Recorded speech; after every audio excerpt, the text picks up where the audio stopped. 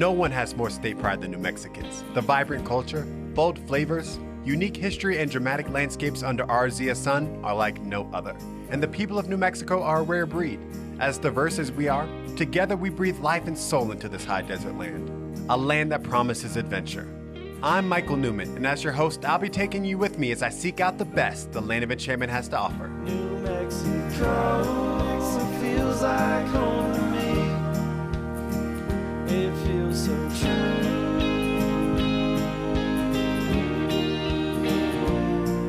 It's time well spent when I spend it with you.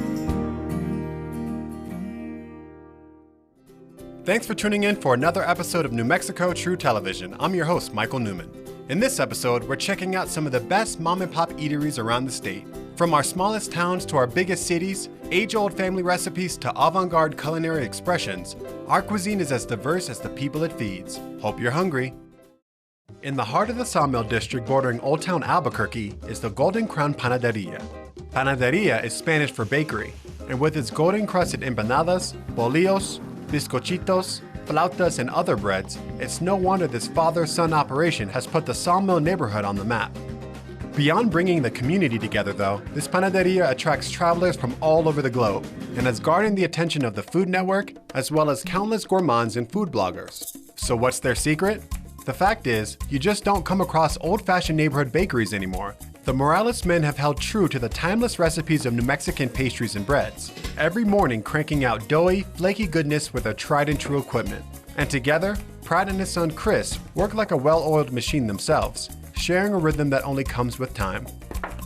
They have kept the artisanal spirit alive here on Mountain Road, and their love for their craft comes through in the food. I had a chance to sneak in back and witness it all firsthand, and grabbed a few words while they prepped that day's creations. Well, my father started the business in 1972, and then we moved in this location in '84. And what was it like for you? I mean, imagine the place being open that long, like growing up in the bakery and, you know, working with your dad and everything. It's been amazing. Yeah. You know, now that I'm older, I get to look back at what I've been able to have as a youngster. And this has been quite a journey with it. Never have we ever thought that we would be on national television, like on the Food Network. Yeah. I never thought I would work with Robert Irvine or Guy Fieri, or having Guy Fieri down here, or Right. with you coming down over here. So it's fun. I mean, the stuff that we do here is incredible. We get to work with incredible people. Our staff's amazing here. I mean, it's great to see the fruits of your labor kind of coming to fruition, and you're becoming successful, and people are noticing you and seeking you out. That's the greatest compliment ever. Right. And so, what are people's usual favorites? I mean, like locals, but also the people that come in from out of town. What do they look for when they come here? Well, they want to find local, and that's what we sell here is local. Like, for an example, our New Mexico green chili bread here. This has green chili, cilantro, onions, tomatoes, and Parmesan cheese. So this is what people come to look for. They come to find the bizcochito, they come for our empanadas, and then we have all the other pastries that go along with being a panaderia. Right. But that's what they're looking for. They're looking for the local stuff. We get a lot of people who come through here to celebrate special events in their life. For example, I had a lady come in here. She was very quiet when she walked in, and I asked her, like, how was your day? And she said, my day is absolutely amazing. I was like, why is that? And she goes, today I was diagnosed cancer-free, and I had a brain tumor. She came here. Yeah, and she came here to have our pizzas and have a cup of coffee and a pastry. Simple. And she just came and she wanted to hang out with good people, and she was by herself, and so she celebrated with us. And you know, those are the moments that stick out the most in your mind. Is breaking bread. Breaking bread, literally, figuratively, everything, all about that. Yeah. You know. And that's what we're providing here is more of than okay, we do have good food, right? But we're providing the atmosphere for people to come down and enjoy themselves and enjoy life. Right. And this is what it's about. It's the journey. It's not the goal. This is the journey. Right. Right? I say that all the time. That's awesome. And that is the quality, the indescribable allure at the heart of a neighborhood establishment, what keeps people coming back. And after more than 40 years in the business, Pratt knows this better than anyone. When I started 40 years ago, there were a lot of bakeries, especially in the South Valley, Right. Neighborhood bakeries. Now we are the oldest neighborhood bakery in the city of Albuquerque. All right. There are things in shopping centers and malls and strip malls, but not in the neighborhood. So we're the oldest. And by the way, we're also the only new Mexican bakery in the whole state. Wow. What that means that 90% of all our stuff we make are local recipes. You know, I have made bread for a couple getting married. I have made bread for their kids getting married. Now I'm making bread for the grandkids being married. Whoa. After all these 40 years of being here, you know, we have hit all the generations. So the people that come here, not only the world travelers who like to see local stuff, but also the seniors that remember the good old days. This is the good old days. Wow. You're setting a standard, man. Well, I'm that's the telling whole you. idea. Yeah. You keep it up there. The crown. That's the crown. You keep in the crown. There you go. There you go. So they can see how I'm so motivated, and Yeah. after 40 years, I'm ready for another 40 years because that's the way I feel. That's good. When you're motivated by the intrinsic value of what you're doing, that's beautiful. That's what people will strive for, you know. This I retire. This Oh, is yeah. it. This is retirement. What do you want to do? Retirement. Do what you want to do, right? Exactly. I want to do this. Oh man. Pride gives a whole new meaning to the word retirement. And thank goodness he does, because we all get to reap the rewards. This is probably the only Panaderia featuring local beer and wine, blue corn crust pizza, and some great sandwiches. Meaning you don't have to be an early riser to enjoy their offerings. Breakfast, lunch, or dinner, they've got you covered. Any day is a good day to get some of their green chili bread, but keep them in mind for Thanksgiving when they make their famous turkey bread sculptures.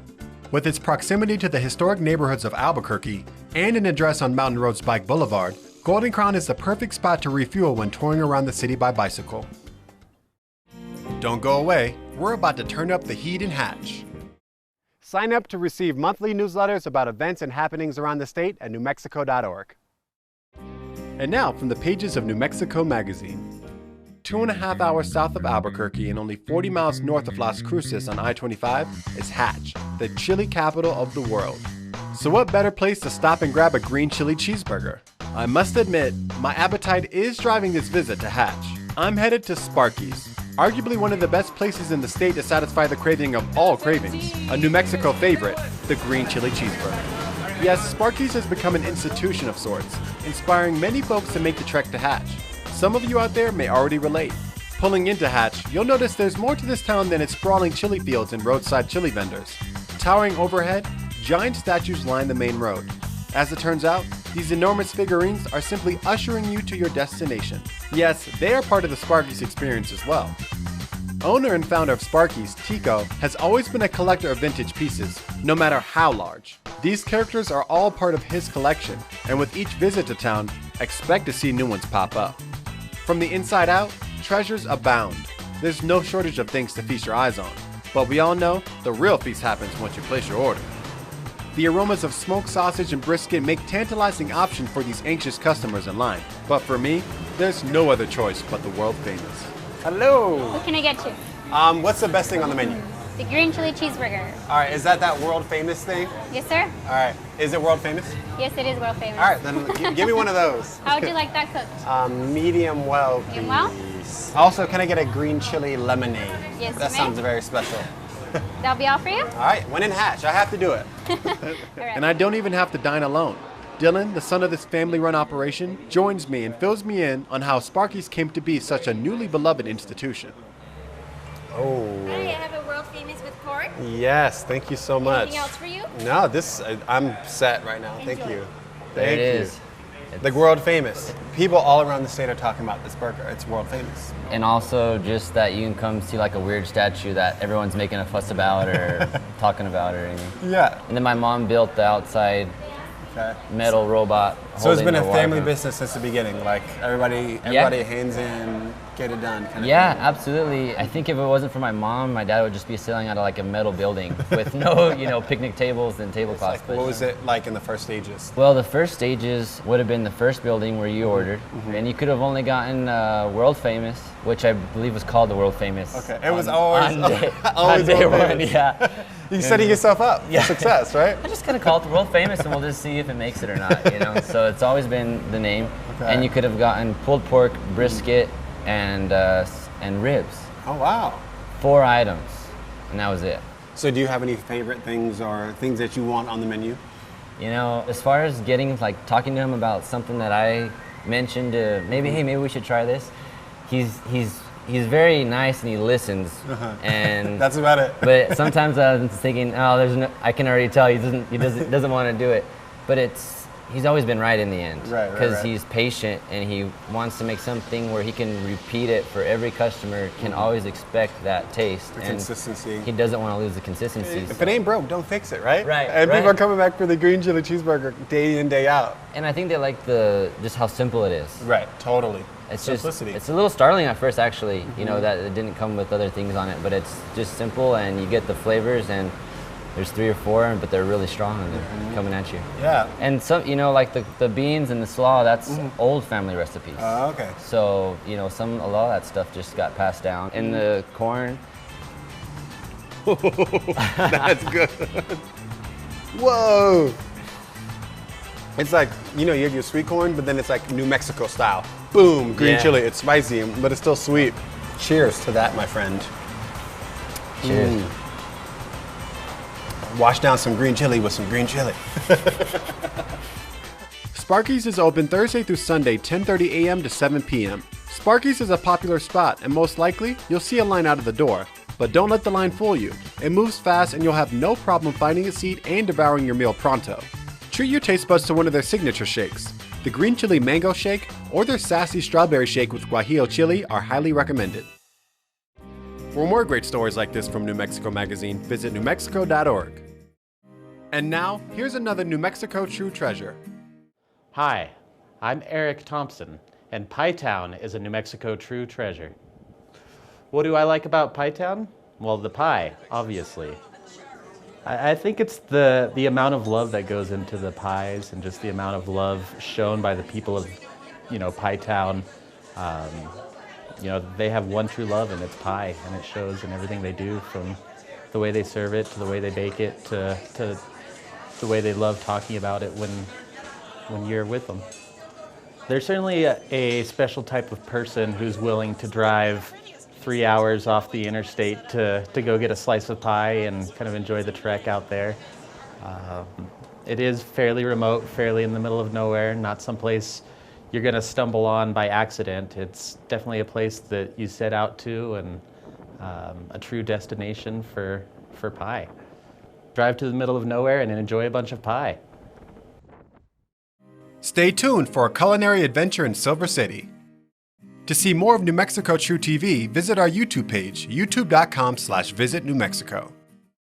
Silver City is no longer one of our state's best-kept secrets. While it has long been the gateway to one of New Mexico's most beautiful wilderness areas, it is only recently that Silver City's culinary scene has started drawing even more people to this small town.